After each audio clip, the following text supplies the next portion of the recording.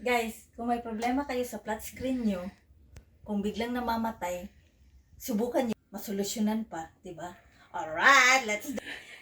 Una is, dapat may ano kayo, blower. Tapos, sige na, tignan nyo ha. Isasaksak ko tong flat screen namin. Nakasaksak siya. Wala.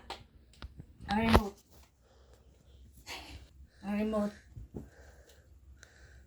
I-on ko siya. Wala. Hindi gumagana, di ba? Hindi gumagana. So, subukan yung gawin ito sa mga flat screen yung sira.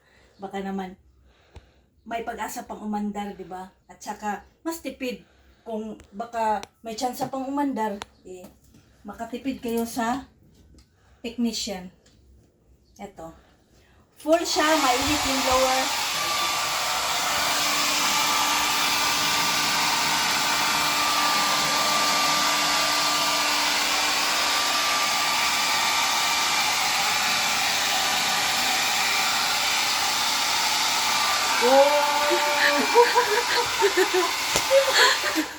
Amazing, di ba? Subukan nyo sa flat screen nyo, baka gumana.